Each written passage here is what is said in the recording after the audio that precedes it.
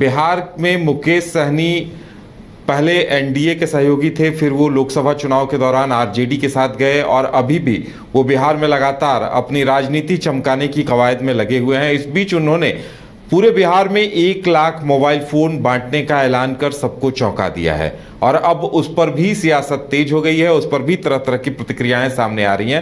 राजीव जी हमारे साथ जुड़े हुए हैं। राजीव जी देखिए, ये एक नया ट्रेंड शुरू होता हुआ दिखाई दे रहा है।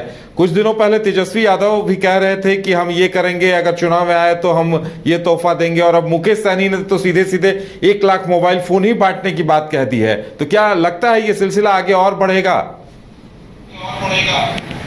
देखिए उदय जी, दरअसल में राजनीति में जो ये लॉलीपॉप दिखाने की जो परंपरा है, या फिर आप कह सकते हैं कि रेवड़ी बांटने की जो परंपरा है, इसकी शुरुआत विधिवत अरविंद केजरीवाल ने की थी जब वो दिल्ली में पहली बार चुनाव लड़ रहे थे। अन्ना आंदोलन की उपज खुद को कहते हैं, और वहाँ पर उन्होंने फ्री बिजली, फ्री पानी, फ्री राशन देने की घोषणा की। फिर बाद में आप देखिए कि किस तरीके से बीजेपी ने भी फ्री राशन देना शुरू किया, जो लगातार कोरोना के बाद से चला आ रहा है, और अब बिहार भी इस पैटर्न को जो है वो अपना रहा है।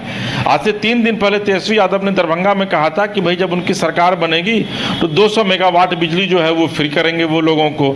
अब उनसे एक कदम आगे बढ़ करके आज मुकेश सहनी ने घोषणा कर दी और कहा कि भाई 2025 के चुनाव से पहले वो बिहार में जो है वो 1 लाख युवाओं को जो है वो मोबाइल देंगे, एंड्रॉयड मोबाइल देंगे। तो कहीं ना कहीं से ये प्रलोभन की जो बातें हैं वो अब राजनेताओं के द्वारा कही जा रही है, क्योंकि कहीं ना कहीं से 2025 का चुनाव जो है वो तमाम राजनीतिक दलों के लिए काफ़ी महत्वपूर्ण है। और ऐसी स्थिति में तेजस्वी यादव चूंकि जब मुफ्त की रेवड़ी बांटने के लिए अब चले हैं, फील्ड में घोषणा कर रहे हैं, और देखिएगा आने वाले दिनों में 25 के चुनाव से पहले कई इस तरह की घोषणाएं जो होंगी, जो नीतीश सरकार और एनडीए सरकार के लिए जो वो बड़ी मुसीबत बनेगी बिहार में। तो ठीक उसी तर्ज पर आगे बढ़ते हुए मुकेश सहनी ने भी आज एक घोषणा कर दी है।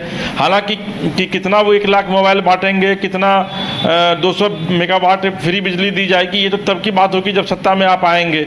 लेकिन चूंकि जनता के साथ क्या एक प्रॉब्लम है कि जनता जो है वो इन चीज़ों के पीछे भागती है। आज देख लीजिए कि आज 5 किलो चावल गेहूं का कितना इम्पैक्ट है देश में। आप देख लीजिए कि अरविंद केजरीवाल मुफ्त बिजली पानी दे रहे हैं, उसका कितना इम्पैक्ट है। लगातार दिल्ली में जो है वो ओवर क्राउडेड मेजोरिटी में आते हैं असेंबली में।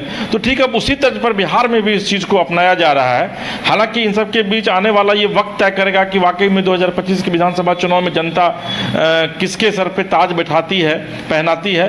लेकिन इतना तय है कि तेजस्वी के बाद आज मुकेश सहनी ने भी कह सकते हैं कि एक बड़ा ऐसा छक्का मारा है जो कि सीधे तौर पर बाउंड्री के बाहर जो है वो बॉल चली गई है। बिल्कुल राजीव जी, क्राइटेरिया क्या होगा, किन लोगों को देंगे, इस बारे में ज़्यादा जानकारी मिली है क्या? नहीं, देखिए अभी सिर्फ एक ये खबर आई है कि मुकेश सहनी ने यह कहा है, वो मुकेश सहनी की तरफ से बयान नहीं आया है, उनके जो प्रवक्ता है उनकी तरफ से यह बयान आया है कि मुकेश सहनी अगले 1 साल विधानसभा चुनाव से पहले जो है वो 1 लाख युवाओं को जो है वो एंड्रॉयड मोबाइल फ़ोन देंगे।